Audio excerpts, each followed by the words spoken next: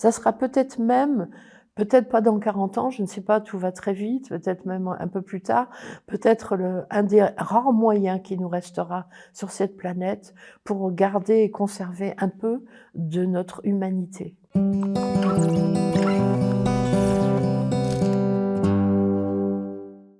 Bonjour, nous sommes très heureuses aujourd'hui Colline Dobré avec nous, une des maîtres de Samadeva, aussi une des fondatrices de Libre Université de Samadeva en 2003.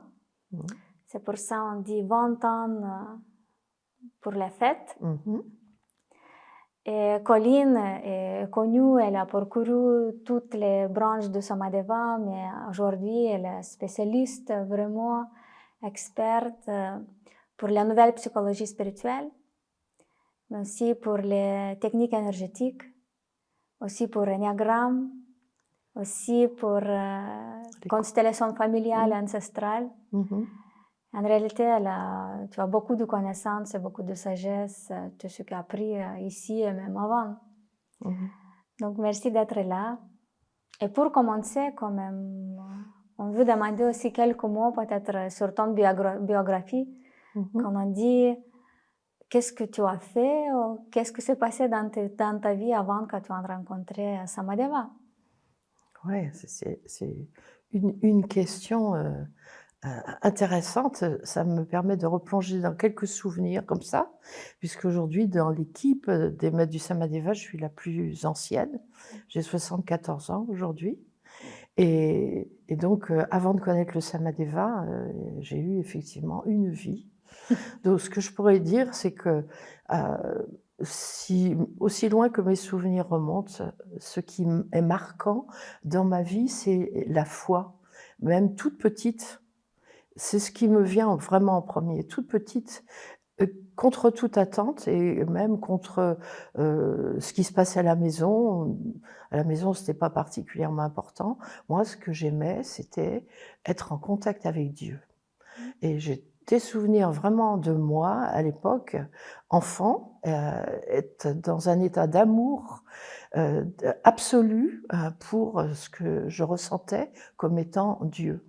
Et donc, j'étais un pilier d'église et j'étais la seule de toute la famille à ne jamais manquer la messe du dimanche et tous les jeudis, qui était notre jour de congé à l'époque pour les enfants, eh bien, j'allais voir des enfants handicapés, je volais des confitures pour les porter aux personnes âgées et je faisais le tour du quartier pour, récupérer des vieux jouets pour les distribuer aux pauvres. Je ne sais pas, aujourd'hui encore, d'où ça pouvait me venir, ça. Et je crois que c'est ce qui a marqué, et jusqu'à aujourd'hui d'ailleurs, toute ma vie, c'est cette recherche de contact avec le divin.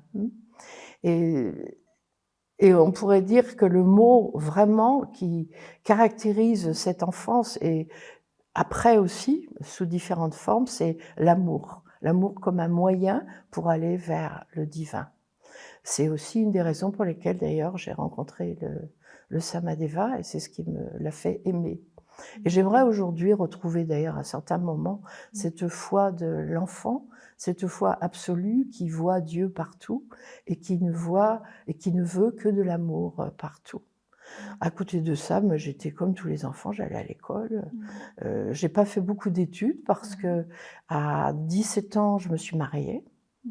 Et j'ai eu des enfants très vite. À 21 ans, je n'étais plus mariée, mais j'avais mes 3 enfants avec moi et j'ai repris les études après, lorsque j'étais obligée quand je me suis retrouvée seule à m'occuper de mes enfants dans ma vie, j'ai repris les études et les études que j'ai reprises, bien sûr, étaient autour de la relation, de la psychothérapie, de tout ce qui concerne les relations humaines, toujours dans le même but de trouver des chemins vers une meilleure harmonie entre les êtres humains, entre les hommes, les femmes, et de manière à ce que l'amour circule partout où c'est possible autrement.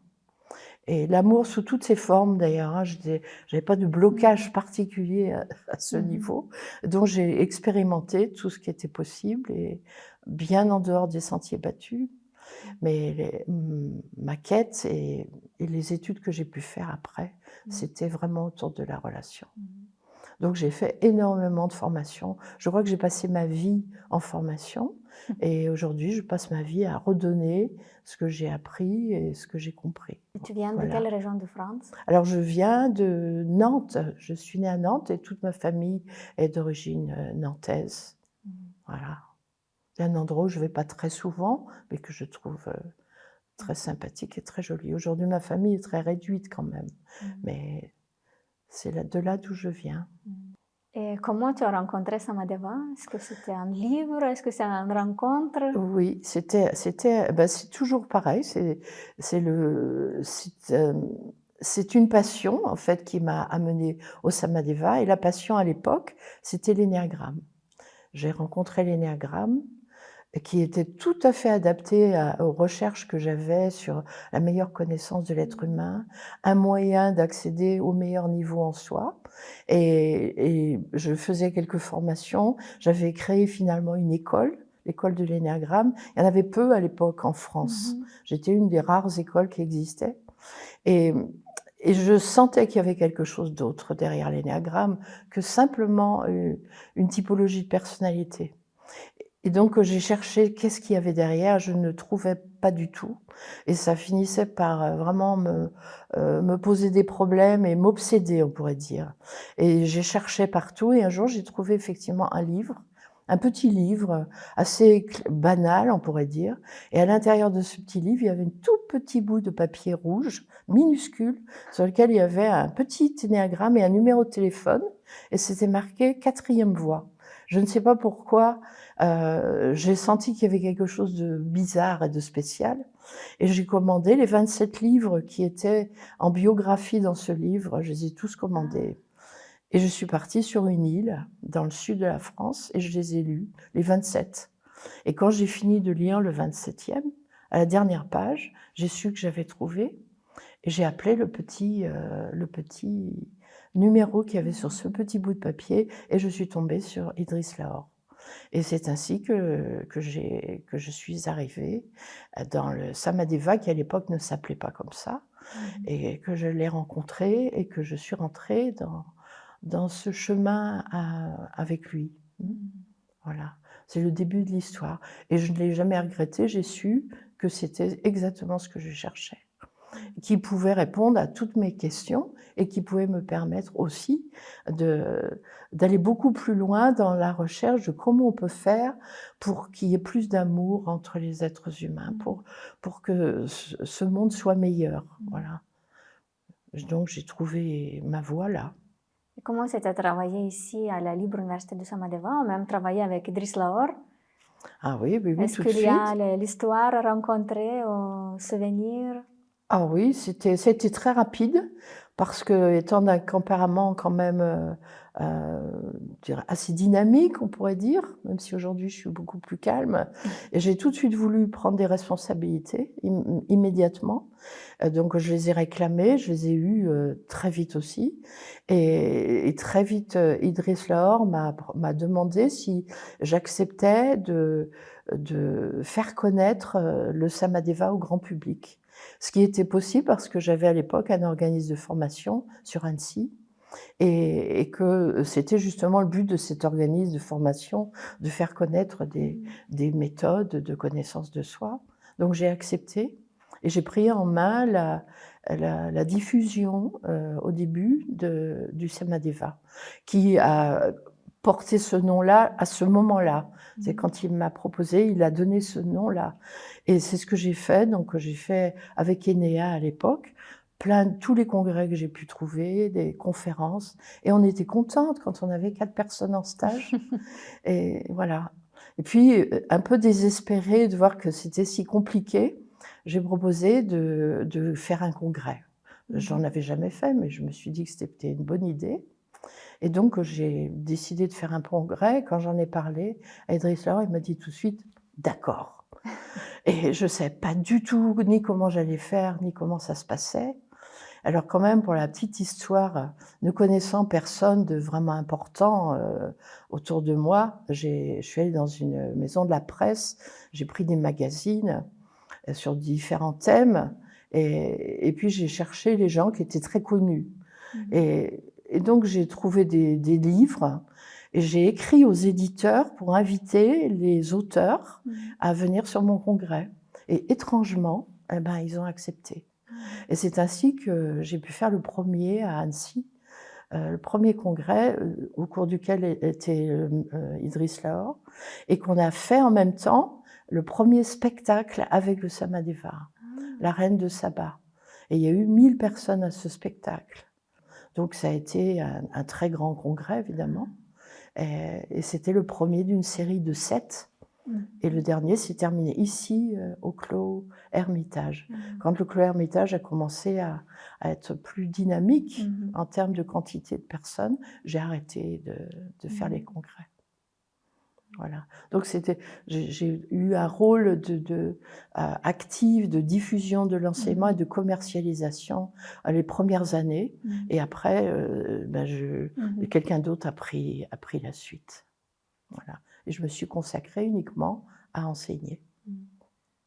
Donc, est-ce que tu peux lister les grands noms qui sont venus ici pour différents congrès Oui. ou pour les congrès du Samadeva? Oui, tout à fait. Et il y a eu ici est venu régulièrement Pierre Rabhi, qui aujourd'hui n'est plus de ce monde, Jean-Marie Pelt, il y a eu Jean-Jacques Crèvecoeur, il y a eu Guy Corneau, on a eu aussi des spectacles. Ici est venu faire des concerts, comment il s'appelle, Alain Kremski, qui est premier Grand Prix de Rome. C'est un très très grand pianiste qui a des prix, qui avait des prix extrêmement prestigieux, entre autres. Mais il y a aussi des personnages comme Paul Salomon dans le monde du développement personnel, et même Brigitte Lahaie, qui était à l'époque sur RMC et avec laquelle je m'étais liée d'amitié et qui est venue aussi ici. Donc des gens qui étaient connus du grand public dans des domaines différents et qui venaient lors des congrès ou faire des conférences ou simplement nous rendre visite. On a aussi fait des congrès plus spécifiques sur l'énéagramme, par exemple. On a invité des gens comme Claudio Naranjo, qui est quand même un grand nom aussi. Et pour la première fois, je crois, je suis même sûre, il y a Oscar Icazo qui a accepté de faire une vidéo du Brésil pour ce congrès. Et il l'avait jamais accepté avec personne. Donc ça permettait effectivement de faire connaître l'Ermitage à travers ces personnes qui, de par leur présence, cautionnaient aussi ce que nous faisions. Mon souci était constant, c'était d'être ouvert sur le monde extérieur.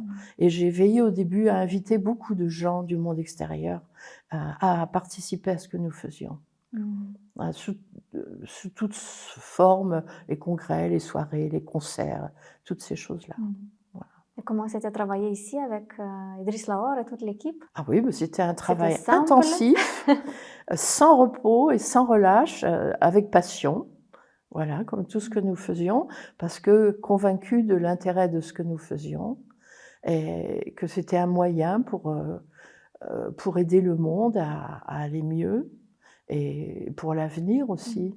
Donc c'était vraiment intensif.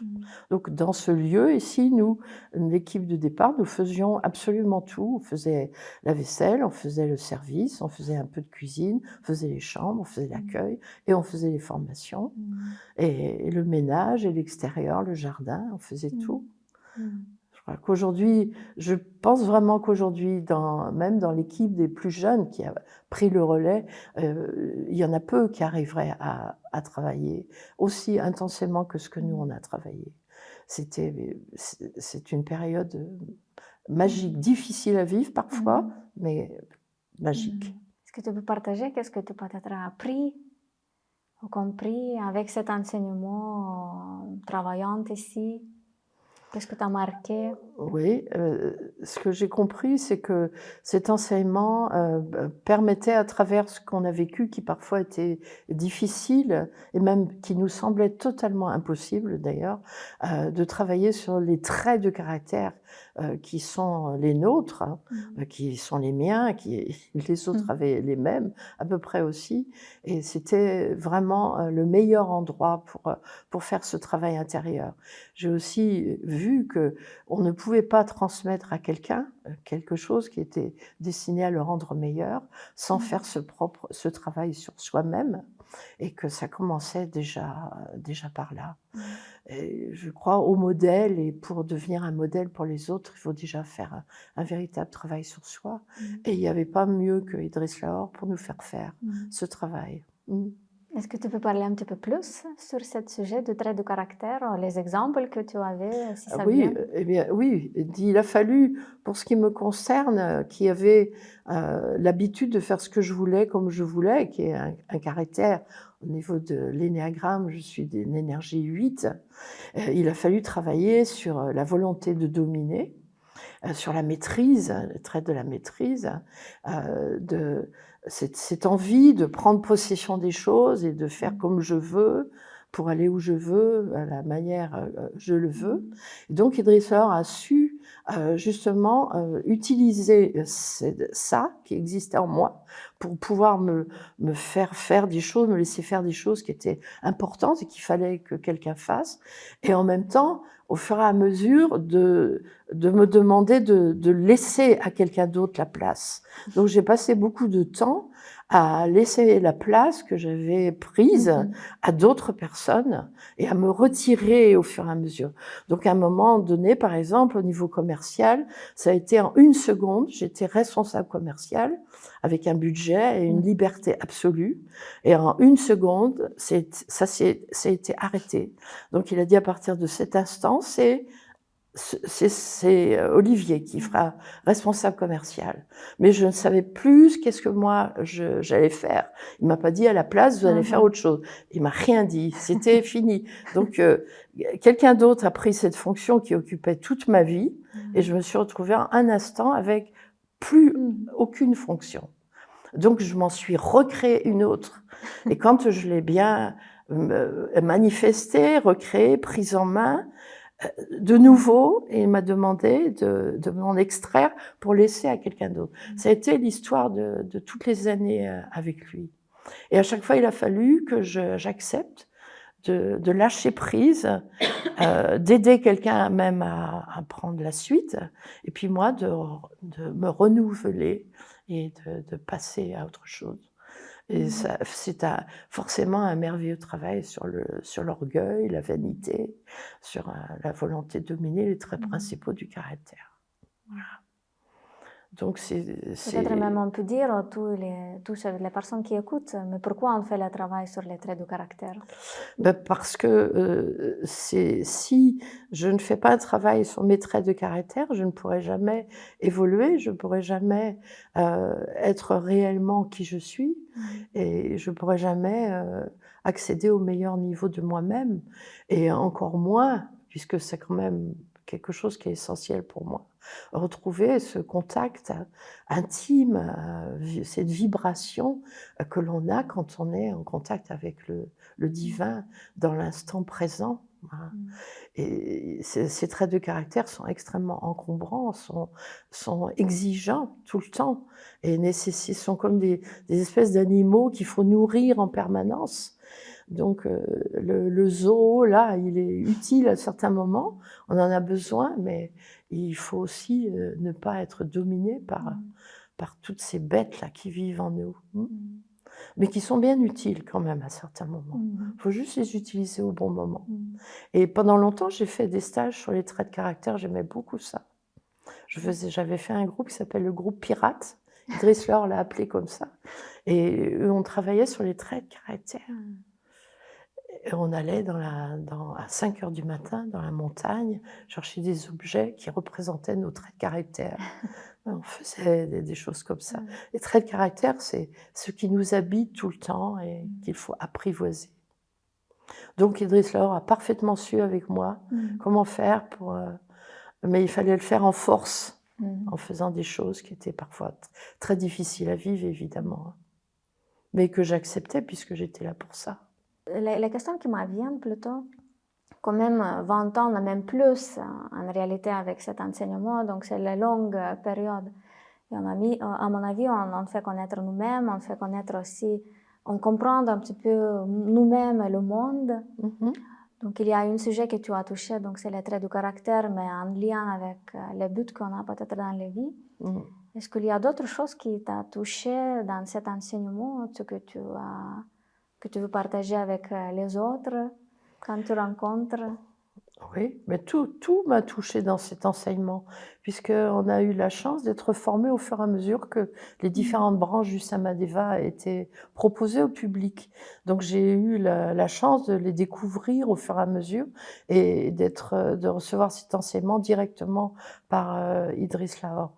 Et ce que je constate et ce que j'ai aimé dans le Samadeva, c'est que quand une personne est en contact avec l'une ou l'autre branche du Samadeva, elle est immédiatement en contact en même temps, sans même le vouloir au départ ni le savoir, avec quelque chose de beaucoup plus grand.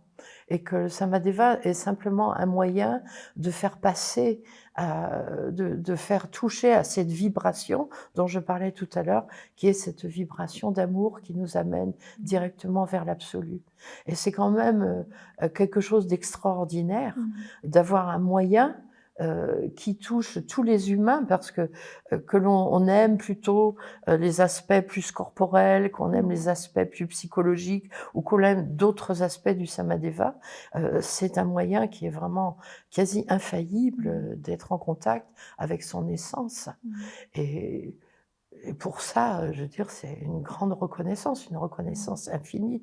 Moi, je n'ai jamais cessé d'être émerveillée par la transformation des gens qui sont venus faire des stages de Samadeva ici, ou qui ont rencontré le Samadeva dans une autre région, d'ailleurs, à travers un enseignant, à travers quelqu'un qui le redonnait au meilleur niveau de lui-même. Il y a quelque chose de magique qui se passe à ce moment-là et qu'on ne trouve nulle part ailleurs. La plus belle des chansons qu'on peut entendre et qui nous fait vibrer émotionnellement n'aura jamais l'impact d'une stance qui est chantée par des élèves du Samadeva ensemble. On est, à travers le Samadeva, directement en contact avec l'absolu et avec ce que chacun porte en lui, que l'on appelle, dans notre vocabulaire à nous, une essence, donc quelque chose qui est de l'ordre du divin. Et ça, c'est quand même extraordinaire. Après, quelle que soit la branche, moi j'ai des attirances pour certaines branches, plus spontanément, j'aime ce qui est plus psychologique, hein. Mais peu importe, quelle que soit la branche, on trouve ça. Et c'est une chance extraordinaire pour moi qui l'ai vécu et pour toutes les personnes qui ont ce contact. C'est ce qui fait aussi que l'équipe s'est mobilisée et continue à se mobiliser. Pourquoi les gens qui aujourd'hui retransmettent au meilleur niveau, vraiment ce qu'ils peuvent, ce qu'ils savent du Samadeva, je veux dire, c'est une importance capitale pour l'avenir même de la Terre, de la planète, de l'humanité.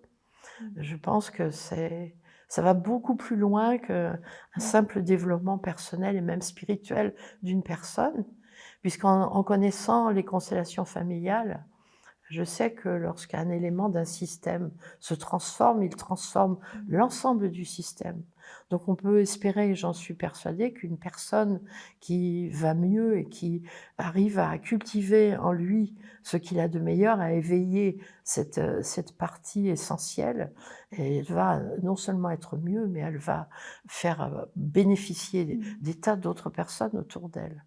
Donc le Samadeva, c'est pas juste un enseignement de retransmission de techniques qui sont très intéressantes, mais qu'on peut trouver aussi ailleurs, d'ailleurs. C'est tout ce qui est véhiculé à travers cet enseignement, c'est justement ça. C'est le niveau d'être, la qualité d'être que l'on développe en même temps. Et en même temps, tu avais la chance de voyager partout dans le monde. Tu as passé même beaucoup de temps, je pense, en Chine, en Brésil aussi. Oui. Et c'est ça qu'on voit que cet enseignement, c'est aussi quelque chose d'universel. Donc, peu importe quelle ton religion ou quel pays tu viens. C'est vrai, c'est vrai. Ça, c'est aussi une surprise, enfin, quelque chose que j'ai découvert. Par exemple, pour les constellations familiales, Idriss Lahore m'a envoyé presque tout de suite en Russie. C'était le premier pays où je suis allée. Et puis par la suite, après la Chine, et je pensais que ça allait être différent en fonction du pays, mais pas du tout. Les principes systémiques, s'appliquent sur toute la planète. N'importe quel être humain est touché par ça, et ces principes, ils sont totalement universels. Et tout, d'ailleurs, ce qu'on enseigne dans le Samadeva, où qu'on puisse l'enseigner, on va retrouver exactement la même vibration.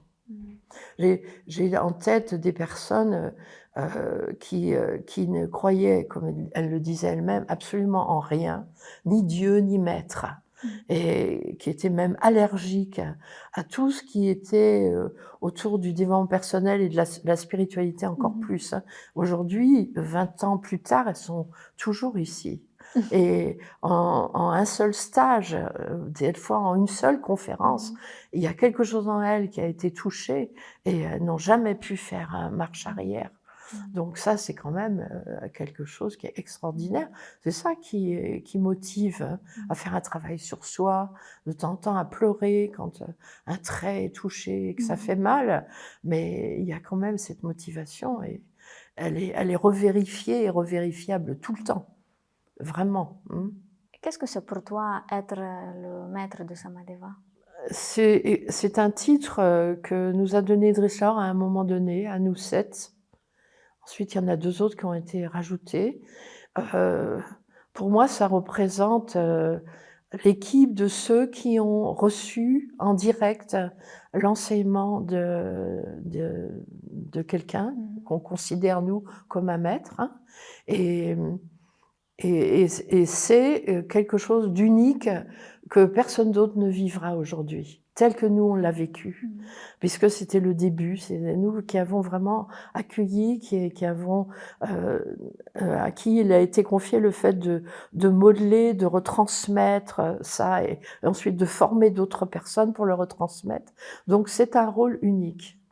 Vraiment, et aujourd'hui, plus personne ne pourra avoir cette fonction directement avec Idriss Lord, puisque d'abord, il est plus là, et puis parce qu'aujourd'hui, on est à une autre période.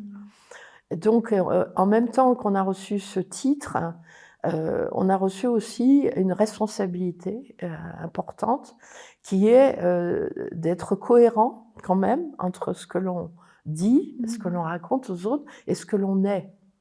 Et c'est ça, pour moi, la responsabilité principale. Et c'est ce qui est le plus difficile, mais qui est aussi le moteur le plus important. C'est-à-dire, c'est une question que je me pose souvent, en quoi je suis représentative de quelqu'un tel que Idriss Lord l'imaginait, enfin c'est ce que je pense, à l'époque quand il nous a nommés maître du Samadeva. C'est certainement pas le cas tout le temps.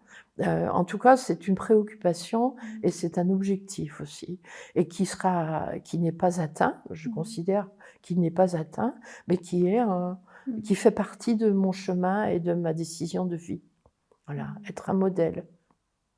Tout comme je considère qu'en vieillissant, en étant une personne qui vieillit, on a ce rôle extrêmement important vis-à-vis des gens plus jeunes, de donner envie d'être aussi quelqu'un d'âgé, et dire qu'on peut être âgé et être serein, être heureux, être dynamique, être passionné, et que ça vaut la peine de vivre jusqu'à la fin de sa vie, et que c'est enthousiasmant. J'ai envie de donner cette image-là, et ça fait partie aussi pour moi de l'image du maître du Samadeva. Ça me met dans l'émotion, c'est très important. Merci. Voilà. Et moi, je pense aussi à cette personne qui peut-être va regarder cette vidéo dans 20 ans, quand on va fêter 40 ans pour le livre Université du Samadeva. Bientôt. On espère, oui. 40 ans. Donc, 40 ans. Oui, dans 20 ans. Est-ce qu'il y a quelque chose que tu veux dire à cette personne qui peut-être va regarder cette vidéo dans 5 ans ou 10 ans? Oui. Déjà, on voit que le monde change et qu'il va changer terriblement vite, pas forcément d'ailleurs de façon positive, hein, mais que inexorablement, de toute manière, c'est écrit, je crois que rien ne pourra empêcher, et que la préciosité du Samadeva sera encore plus grande dans quelques années à cette époque, justement pour les mêmes raisons que celles que j'ai évoquées juste avant. Et que toutes les personnes, même s'il y en a très très peu encore à cette époque-là, qui ont connaissance de ce type d'enseignement et qui sont touchées, vraiment, je les invite à, à oser en parler, à oser le faire connaître, à oser pratiquer tout ce qui est proposé. Parce que ça sera peut-être même, peut-être pas dans 40 ans, je ne sais pas, tout va très vite, peut-être même un peu plus tard, peut-être un des rares moyens qui nous restera sur cette planète pour garder et conserver un peu de notre humanité. Cette humanité qui est en train quand même de fiche le camp là, en ce moment où les gens se battent les uns et les autres, où il y a de plus en plus de violence, d'agressivité, de manque de sens. Et le Samadeva va avoir un rôle extrêmement important à jouer. Donc il faudra à un moment donné faire partie de ceux qui osent le dire et qui osent continuer à faire ce travail intérieur sans se laisser manipuler par tous les messages certainement qui seront reçus de partout, les médias. Qu'est-ce que c'est pour toi l'humanité, ou porter l'humanité en nous? L'humanité, c'est d'être capable d'aimer, d'être capable d'aimer, d'accepter l'idée que l'autre est aussi important que moi et que la chose la plus importante sur la Terre, c'est que l'amour circule entre les êtres humains. Idriss Laur nous a suffisamment dit que ce qui rendait les gens malheureux, c'était de se sentir coupés d'eux-mêmes, des autres et du monde, ce qui est en train de se passer aujourd'hui, bien qu'on soit capable d'aller partout sur la planète, pourtant on se sent de plus en plus coupés les uns des autres. Et donc s'il y avait un message à faire passer pour l'avenir, c'est de tout faire pour retrouver le lien avec soi-même, donc à travers le retour à soi, toutes les formes de méditation, tous les moyens que nous a donné le Samadeva pour faire ce travail intérieur. C'est retrouver le contact avec l'autre en étant dans l'écoute, dans l'accueil, dans quelque chose qui ressemble à de l'amour, à du respect, un minimum quand même. Et puis le contact avec le plus grand, de temps en temps, simplement peut-être en levant les yeux vers le ciel, même s'il est encore très pollué, ou il sera encore beaucoup plus pollué à l'époque, parce que la réponse, elle se trouve en tournant les yeux vers le ciel. Merci beaucoup, Colline. Merci à toi. Merci pour ce moment. Merci à tous ceux qui regardaient cette vidéo avec nous. Et à bientôt.